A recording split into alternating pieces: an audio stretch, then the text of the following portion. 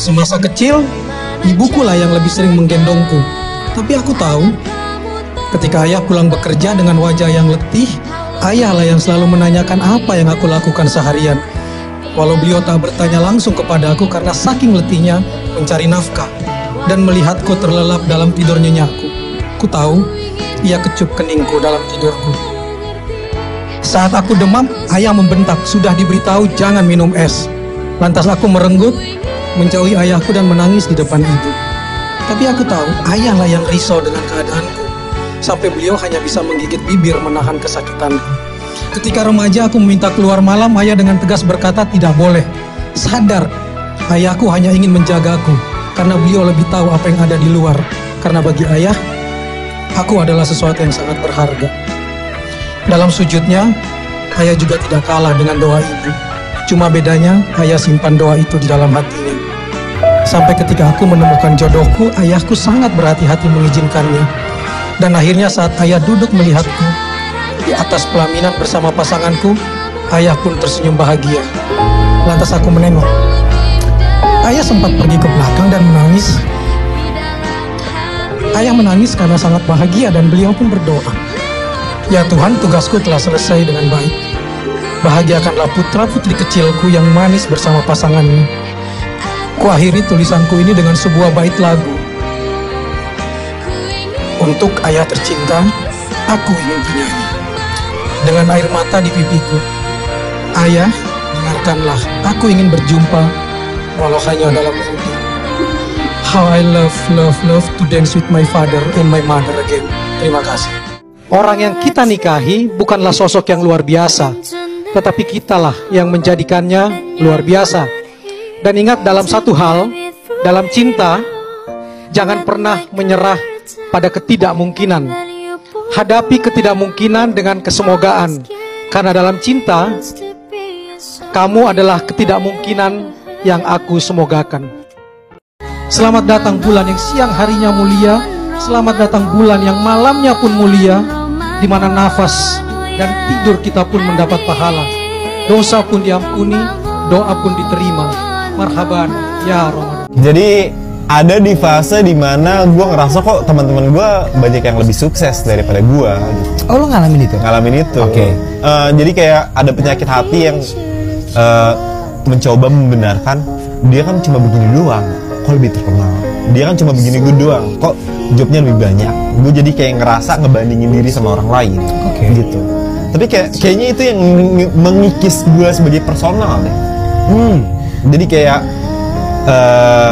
jiwa gue mengalami abrasi gitu, jadi kikis sedikit untuk iri dengki ke orang lain. Tapi akhirnya gue ngelawan itu dan akhirnya ya udah nggak apa-apa. Toh rezeki ternyata ada yang ngatur. Waduh. Iya kan? Ada. Iya, ada yang ngatur dan kita nggak tahu datangnya rezeki itu kayak gimana. Makanya sekarang gue lebih, slow aja, lebih santai. Gitu. Keren juga loh. Saya selalu mengatakan bahwa kita cara komunikasi masih patron klien gitu. Orang yang lebih tinggi selalu dianggap yang sebagai sumber kebenaran, kita takutin, kita sangat respect yang berlebihan, sehingga kadang-kadang kebenaran itu bukan berdasarkan siapa yang bicara, tapi dia di posisi mana. Oke. Kita nggak berani untuk membantah hanya karena dia ketua DPR, ketua MPR, dia menteri, dia pejabat tinggi. Kalaupun kita nggak setuju, kita cuma diem.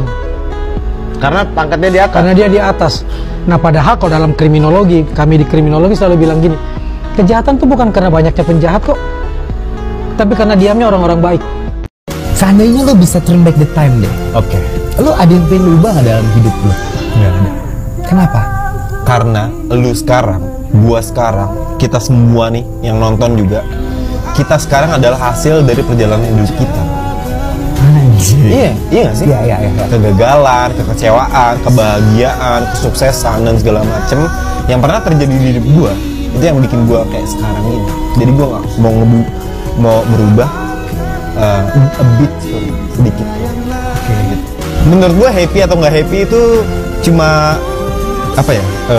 Kayak mie di dalam bungkus yang lo nikmati mie instan, tapi plastiknya, bungkusnya itu nggak lo nikmati. Oke. Jadi poinnya adalah hal happy atau nggak happy itu satu paket. Lu nggak bisa memisahkan masalah happy atau nggak happy itu dalam satu, gue mau happy doang atau gue sebel deh kalau nggak happy. Nggak bisa dipisahin, itu satu paket.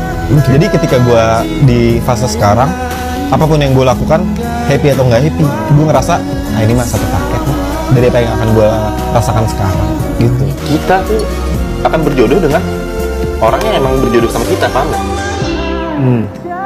Jadi lu mau sama siapa kalau misalnya emang bukan buat lu, dia nggak bakal buat lu. Makanya gue udah lama banget nggak ngerasain galau gitu, karena gue orangnya oh yaudah mungkin ini bukan buat gue gitu, santai, ya udah. Hal yang lebih menyenangkan daripada mendapatkan apa yang diinginkan adalah justru tidak pernah ingin sama sekali gitu. Itu lebih nikmat ya. Jadi ya sudah gitu, ya sudah. Pengen membahagiakan orang tua, cuma langkahnya itu nggak tahu. Langkahnya gimana itu? Cuma orang tua aku kemarin ini tak transfer buat renovasi omah ini, apa kayak meneteskan air mata. Bahagia kok bisa anakku. Padahal dulu bandel. Kata-kata dari ibuku adalah hati-hati dengan wanita. Oke, itu saja. Mungkin harta kau bisa menguasai harta dengan cara kau sendiri, tapi kau tidak akan bisa menguasai wanita. Artinya harus berimbang ya. Ini bukan merendahkan wanita dan lain sebagainya kan, karena yang ngomong ini juga dari wanita, dari ibu kan. Iya, aku tidak merendahkan wanita, tapi ibuku bilang wanita itu adalah racun. Sibuk boleh, tapi kalau nggak sibuk nggak boleh. Orang-orang tuh terlalu sibuk dia ngejar sesuatu. Yang lari apa nih? Kenapa lu kejar? Gitu. Buang-buang duit tiap hari. Dunia ini ideal karena ada yang nggak ideal, ada yang ideal. Lu sering ngerasain ketidakadilan kan? Mengalami ketidakadilan. Iya, pasti semua orang bakal ngerasain ada lah gitu. Iya, ketidakadilan. Tapi justru itu yang membuat dunia ini adil. Gimana sih maksudnya? Gue ngerasain nggak adil. Nggak adil. Gue ngerasa nggak adil. Kita di sini pernah ngerasain itu nggak adil. Tapi ketika semua orang mengalami ketidakadilan, justru adilnya di situ. Karena semua orang tidak mendapatkan ketidakadilan. Betul. Oh. Paling tinggi itu sepertinya sudah nggak bisa marah lagi, datar, tidak ingin merespon, anggap tak ada apa-apa lagi. Mana janji manisnya? Nggak dendam sih, cuman malas aja mau akrab lagi. Kembali ke setelan pabrik, menjadi pribadi yang dingin, cuek, dan bodo amat. Anjing, mentang-mentang disayang nyakitin orang sembarangan. Iya. Pada akhirnya kamu hanya jadi orang asing yang tahu semua rahasiaku.